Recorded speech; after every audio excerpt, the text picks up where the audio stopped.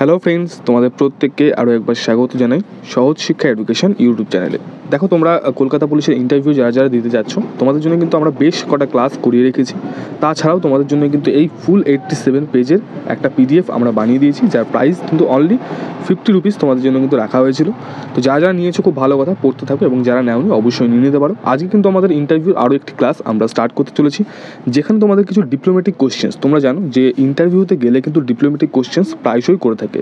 তো সেইখান থেকে কিছু ডিপ্লোম্যাটিক কোশ্চেন্স নিয়ে আমরা আলোচনা করব, তার সঙ্গে প্রিভিয়াস ইয়ারে যে কোশ্চেনগুলো করা হয়েছিল সেই নিয়েও একটু আলোচনা করবো। এবং তোমাদের বলে রাখি, এই ফুল পিডিএফটি তোমরা যদি নিতে চাও, মাত্র 50 টাকা তোমাদের জন্য দাম রাখা হয়েছে। ডেসক্রিপশনে লিঙ্ক রয়েছে, অথবা এই হোয়াটসঅ্যাপ নাম্বারে তোমরা কন্ট্যাক্ট করে নিয়ে নিতে পারো। চলো, প্রথম যে প্রশ্নটা দিয়ে আজকে আমরা স্টার্ট করবো, সেই প্রশ্নটা আগের দিন আমরা যেটা শেষ করেছিলাম তারপর থেকে 17 নম্বর শেষ হয়েছিল, এবং 18 নম্বর থেকে আজকে আমরা স্টার্ট করবো।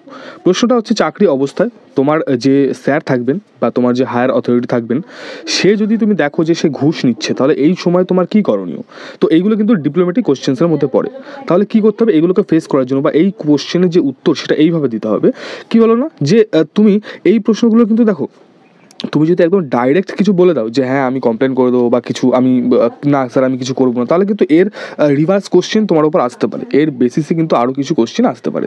তো তোমাকে এইটা বলা উচিত যে স্যার আমি আমার ঊর্ধ্বতন যে কর্তৃপক্ষ থাকবে তাদেরকে প্রমাণ সহ বিস্তারিত জানিয়ে ইমেল করব একটি অজ্ঞাত ইমেল আইডি দিয়ে। তোমার নিজের ইমেল আইডি না, অনেক ফেক ইমেল আইডি বানানো যায়, সেই ইমেল আইডি, অজ্ঞাত ইমেল আইডি দিয়ে একটা তোমার যে হায়ার অথরিটি থাকবে তাদেরকে প্রমাণ সহ তুমি বিস্তারিত সব কিছু জানাবে।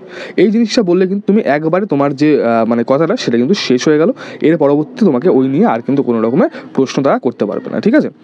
তো এই ব্যাপারটা হলো। এবার যদি বলে যে এবার তোমার ধরো এই জিনিসটা আসলো যে মানে এতে তোমার কী প্রফিট বা কী লস হলো, মানে তুমি কেন এরকম করবে, তখন তুমি এই ক্ষেত্রে বলতে পারো এইভাবে যে স্যার এই ক্ষেত্রে আমি আমার যে পরিচয় সেটা গোপন রেখে, মানে স্যারের যে রাগ তার থেকে কিন্তু আমি বেঁচে গেলাম, এবং আমার যে ঊর্ধ্বতন কমিটি বা কর্তৃপক্ষ রয়েছে তারাও কিন্তু বিষয়টি জানতে পারলো, ঠিক আছে? এই বিষয়টা তুমি এইভাবে বলবে।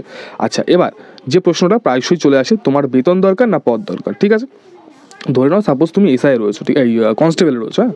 এবার তোমার এই যে উপর, মানে তুমি যদি তোমাকে কেউ বলে যে কনস্টেবলের থেকে তোমাকে আমি আরও 10,000 টাকা এক্সট্রা স্যালারি করে দিচ্ছি, তুমি কনস্টেবলে থাকো, মানে এটা বলছে আর কি জিনিসটা এরকম, বা তোমাকে আমি এসআই পোস্টিং করে দিচ্ছি, তুমি কিছু টাকা বাড়বে, ঠিক আছে? তো এই ক্ষেত্রে মানে তোমাকে কোশ্চেনটা এরকম হবে যে তোমার বেতন দরকার না পদ দরকার।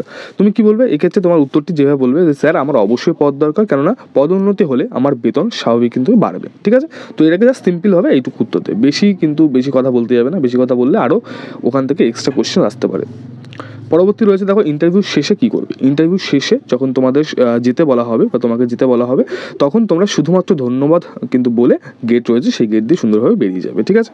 চলো, এটা তো হয়ে গেল আমাদের যে ডিপ্লোম্যাটিক কিছু কোশ্চেন্স ছিল সেগুলো নিয়ে। এইবার আসছি যে বিগত বছরে পুলিশের ইন্টারভিউতে যে কোশ্চেনগুলো ধরেছে, বিশেষ করে পুলিশের ইন্টারভিউতে, সেগুলো তোমাকে বলছি। প্রথম প্রশ্ন হচ্ছে, দেখো আপনি পুলিশে চাকরি করতে চান কেন? এই যে প্রশ্নটা, এটা কিন্তু খুবই ইম্পর্টেন্ট একটা প্রশ্ন, হ্যাঁ। এই দেখো, এই প্রশ্নটা তুমি এইভাবে উত্তর দিতে পারো যে ছোটোবেলা থেকেই এই পেশার প্রতি একটা আগ্রহ কিন্তু আমার ছিল, এই কথাটা তুমি অবশ্যই বলবে। নিজের অনেক আত্মীয় পুলিশ বাহিনীতে থাকায় তাদের দেখে মনে হয়েছে এই পোশাকটা অনেক রোমাঞ্চকর। এবার কিন্তু এই জায়গাটা মনে হতে পারে যে আত্মীয় কথা বলবো, তখন আবার যে জিজ্ঞেস করে কে আছে, তুমি যা তার নাম বলবে, বন্ধু বান্ধব কেউ না কেউ তো তোমার পুলিশে রয়েছেই, তাই না? কাউকে না কাউকে তুমি চেনো, যদি কোনো বন্ধুকে চেনো বলবে আমার বন্ধু রয়েছে, ব্যাস এইটুকুই, ঠিক আছে? আচ্ছা, এরপর কি আছে, মানুষের সেবার জন্য এর চেয়ে উত্তম পেশা আমার দৃষ্টিতে আর নেই। আমি আগেই বলেছি আমি বিভিন্ন সোশ্যাল অ্যাক্টিভিটি পছন্দ করি, তাই আমি এই পেশায় যোগ করতে চাই, ঠিক আছে? মানে মানুষকে বিভিন্নভাবে সাহায্য করতে চাই, এই পেশায় যুক্ত করে। আচ্ছা, এরপরে যে প্রশ্নটা রয়েছে, এই প্রশ্নটা কিন্তু অনেকের কাছে অনেক রকমের সমস্যা, হ্যাঁ। যে বিটেক, বিসিএ, বিএড করে আপনি পুলিশ চাকরিতে কেন আসতে চান? মানে অনেকে ধরো কোয়ালিফিকেশন ওখানে দিয়ে দিয়েছে, আমি বিটেক করেছি, আমি পলিটেকনিক করেছি, ঠিক আছে, আমি বিএড করেছি, বিসিএ করেছি, এইসব করেছি। তো তোমাকে এই প্রশ্নটা আসতে পারে যে তুমি এই সব করেছো, তাহলে পুলিশের লাইনে কী করতে এসছো, তাই না? তখন তুমি এই জিনিসটা বলতে পারো যে যদি আপনি বিটেক বা বিসিএ ইত্যাদি করে থাকেন, তাহলে আপনি মানে তুমি বলতে পারো যে কি আমার যে টেকনিক্যাল স্কিল ব্যবহার করে পুলিশের সাইবার ক্রাইম শাখায় ভবিষ্যতে কাজ করতে চান, কারণ এই ধরনের ক্রাইম বর্তমানে খুব বেড়ে গেছে। যদি তুমি বিএড করে থাকো, তাহলে বলতে পারো যে বিএড কোর্সে চাইল্ড সাইকোলজির উপরে পড়াশোনা করেছো, ঠিক আছে? এছাড়াও অন্যান্য যে আরও কিছু রেফারেন্স বই পড়েছো যেগুলো ক্রিমিনালের সাইকোলজি বুঝতে সাহায্য করে, যার জন্যে আমার এই পড়াশোনাগুলো কিন্তু এই পুলিশের ক্ষেত্রে অনেক কাজে লাগবে, ঠিক আছে? জিনিসগুলোকে এইভাবে তুমি বলবে। মানে ধরে নাও তুমি একটা কোনো রকম পড়াশোনা করেছো, সেখান থেকে কিছু একটা লিঙ্ক খোঁজার চেষ্টা করবে যেগুলো পুলিশের কাজে লাগে, কিছু একটা ছোটো থেকে ছোটো জিনিসও, ঠিক আছে? সেটাকে এখানে অ্যাপ্লাই করে দেবে। পরবর্তী প্রশ্ন যে রয়েছে সেটা আগেরবার ধরা হয়েছিল যে আপনাকে বাড়ি থেকে দূরে যদি পোস্টিং দেয় তাহলে আপনি বাড়ি এবং চাকরি এই দুটোই কীভাবে সামলাবেন, ঠিক আছে। এই জিনিসটা উত্তর এইভাবে দিতে পারবে যে আমি এই ডিপার্টমেন্টে জয়েন করেছি মানুষের সেবা করার জন্য, তাই বাড়ি থেকে দূরে পোস্টিং হলে আমি আমার যে ডিউটি করব মন দিয়ে এবং ছুটি পেলে বাড়ি আসবো, তবে যেহেতু লোকের প্রতিও আমার মানে সমান দায়িত্ব রয়েছে সেই জন্য কিন্তু দেখো কী লেখা আছে, আমার প্রতিবেশীদের বলে যাব বাড়ির কোনো বিপদে তারা যেন বাড়ির লোককে সাহায্য করে। আমি আশা করি পুলিশের চাকরি কর্মরত একজনের জন্য মানুষ থাকবে তার ফ্যামিলির পাশে, মানে যেহেতু তুমি পুলিশের চাকরি করছো সেই জন্য মানুষও তোমাকে হেল্প করার জন্য এগিয়ে আসবে, এই জিনিসটা মেন কথা কিন্তু বলা আছে। তো এইভাবে তুমি ভাবো যদি এইভাবে সুন্দর করে তুমি উত্তরগুলো দাও তাহলে কতটা ভালো এফেক্ট তোমার উপর পড়বে, বুঝতে পারছো। দেখো এই পিডিএফটা কিন্তু আমি ফুল কমপ্লিট হতে আর এই কদিনের মধ্যে হবে না, তোমরা যদি চাও অবশ্যই নিয়ে নিও, দারুণ একটা পিডিএফ তৈরি হয়েছে, মানে প্রত্যেকের কিন্তু খুব সুন্দর রিভিউ এর উপর রয়েছে, ঠিক আছে। আচ্ছা পরবর্তী রয়েছে আপনার পড়াশোনার পর এতদিনের যে গ্যাপ, অনেকে দেখবে কি বলতো, ধরে নাও 2019-এ সে কী করেছে এইচএস পাস করেছে, তারপরে কিন্তু এতদিন সে গ্যাপ দিয়ে দিয়েছে, তাহলে এই জিনিসটাকে যে কভার আপ করবে যে তুমি কেন গ্যাপ দিয়েছো সেটা কীভাবে বলবে দেখে নাও। মনে রাখবেন ইন্টারভিউতে সত্যি বলা দরকার, এই প্রশ্নের উত্তর সত্যি বলার চেষ্টা করুন। যদি বাড়ির কোনো পরিস্থিতির জন্য আপনি আপনার পড়াশোনা চালু রাখতে পারেননি সেটাই বলুন ইন্টারভিউতে, ঠিক আছে। মনে রাখবেন ইন্টারভিউর বোর্ড যদি বুঝতে পারে আপনি মিথ্যে বলছেন তাহলে কিন্তু আপনাকে আরও নার্ভাস করা হবে এবং আপনার বিপদ কিন্তু তখন বাড়তে থাকবে, বুঝতে পারছো। মানে মিথ্যে কথা কিন্তু বলো না, যেটা সত্যি সেটাই বলো। তুমি যদি বলো যে স্যার যে কোনো কারণে, দেখো প্রত্যেকে পড়াশোনা ছেড়ে দেয় কোনো না কোনো কারণ থাকে তার, যে হয় তার সেই জায়গাটা ভালো লাগছে না বা সে অন্য কিছু ট্রাই করতে চাইছে, সে চাকরির দিকে আসতে চাইছে, তো তোমার যেটা মনে হয় তুমি সেটাই এখানে সত্যি করে বলো, তাতে কোনো সমস্যা কিছু নেই, হ্যাঁ। আচ্ছা এর পরবর্তী প্রশ্ন রয়েছে ওসি এবং আইসি এর মধ্যে পার্থক্য, এই প্রশ্নটা কিন্তু এসেছিল, হ্যাঁ। পুলিশ স্টেশনের চার্জে যিনি থাকবেন তিনি কোনো সাব ইন্সপেক্টর পদের যদি হন তাহলে তাকে ওসি বলা হবে, অফিসার ইনচার্জ, মানে কি যে চার্জে রয়েছে, অফিসার ইনচার্জ মানে চার্জ বলতে কি যে দায়িত্বে রয়েছে, ঠিক আছে, অফিসার ইনচার্জ। যদি সে সাব ইন্সপেক্টর থাকে তাহলে তাকে বলা হবে অফিসার ইনচার্জ। কিন্তু ইন্সপেক্টর পদের যদি তিনি হয়ে থাকেন, মানে এসআইয়ের ওপরের লেভেল যদি তিনি হয়ে থাকেন তাহলে তাকে কী হবে, ইন্সপেক্টর ইনচার্জ, বুঝতে পেরেছো, ইন্সপেক্টর ইনচার্জ। মানে যদি ইন্সপেক্টরের নিচে মানে সাব ইন্সপেক্টর যদি হয়ে থাকে সে, তাহলে তাকে বলা হবে অফিসার ইনচার্জ, এবং যদি সাব ইন্সপেক্টরের ওপরে কেউ হয়ে থাকে তাহলে তাকে বলা হবে ইন্সপেক্টর ইনচার্জ, বুঝতে পেরেছো। তাহলে ওসি এবং আইসির মধ্যে পার্থক্যটা বুঝে নাও, ক্লিয়ার। পরবর্তী প্রশ্ন দেখবো আমরা 6 নম্বর প্রশ্ন, রেভিনিউ ডিস্ট্রিক্ট ও পুলিশ ডিস্ট্রিক্ট এর মধ্যে পার্থক্য কী। খুব সুন্দর একটা প্রশ্ন, এই প্রশ্ন যদি তোমাকে করে ঘাবড়ে যেও না, খবরদার, ভালো প্রশ্ন। দেখে নাও, বলছে পুলিশ তার সুবিধার জন্য একটি বড় এরিয়াকে ছোট ছোট ডিস্ট্রিক্ট ভাগ করতে পারে, তাদেরকে বলা হয় পুলিশ ডিস্ট্রিক্ট। কি বললাম, তাদেরকে বলা হয় পুলিশ ডিস্ট্রিক্ট। এই ডিস্ট্রিক্ট কিন্তু এরকম না যে নদিয়া জেলা, তোমার জলপাইগুড়ি জেলা, এই জিনিসটা কিন্তু পুলিশ একটা বড় জায়গাকে ছোট ছোট ভাগে ভাগ করে দেয়, সেটাকে আমরা বলবো পুলিশ ডিস্ট্রিক্ট, ঠিক আছে।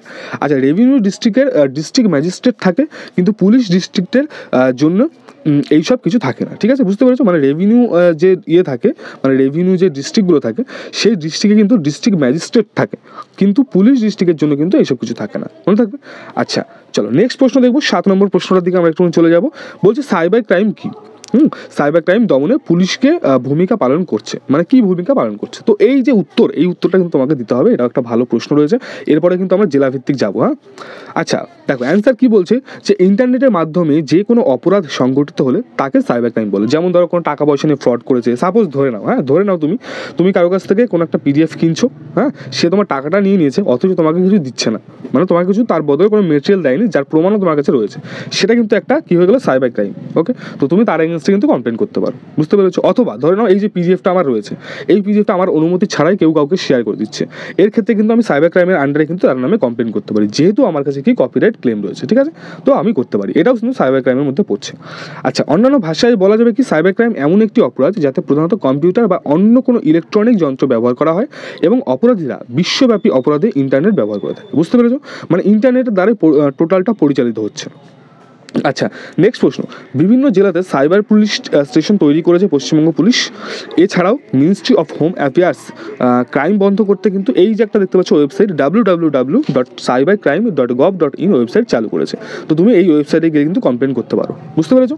তাহলে এই কটা প্রশ্ন আজকে আমরা করলাম। এর পরের বার আমরা যেটা করবো, যে থানায় দুটো শব্দ রয়েছে, এটা হচ্ছে জিডি বলা হয়, জানো তো, যে জিডি করতে বলে এবং FIR বলে, এই দুটোর মধ্যে পার্থক্য কী আছে, এর টোটাল জিনিসটা কি সে নিয়ে আলোচনা করবো। এবং তোমরা যদি চাও এই ফুল পিডিএফ পিডিএফটা তোমরা নিয়ে মানে একদম সুন্দর করে পড়াশোনাটা কমপ্লিট করে নেবে। এই ইন্টারভিউ সম্বন্ধিত দেখতে পাচ্ছ কত সুন্দর সুন্দর প্রশ্ন। তাহলে অবশ্যই কিন্তু তোমরা এই হোয়াটসঅ্যাপ নাম্বারে যোগাযোগ করে মাত্র 50 টাকা দাম, চাকরি যদি পেয়ে যাও এই 50 টাকা কিন্তু লাখবার আসবে, ঠিক আছে? তো সেই জন্য চিন্তা করার কোনো কারণ নেই, জাস্ট এইটুকু দাম দিয়ে এত সুন্দর একটা পিডিএফ, মাত্র 87 পেজের একটা পিডিএফ রয়েছে, এটাকে অনায়াসে তোমরা নিয়ে প্রিন্ট আউট করে দারুণভাবে পড়তে পারো। এর পরবর্তীতে আমাদের জেলাভিত্তিক প্রশ্ন রয়েছে, আরও অন্যান্য বিভিন্ন রকম প্রশ্নের মধ্যে রয়েছে। যা নেবে এই যে হোয়াটসঅ্যাপ নাম্বার অথবা ডিসক্রিপশনে কমেন্ট সেকশনে দুটোতেই লিঙ্ক দেওয়া রয়েছে, সেখানে গিয়ে আমি হোয়াটসঅ্যাপ করে ফুল পিডিএফটা নিয়ে নিও। দেখা হচ্ছে নেক্সট ক্লাসে, ততক্ষণের জন্য প্রত্যেকেই তোমরা খুব ভালো থাকবে, সুস্থ থাকবে। Best of luck for your interview.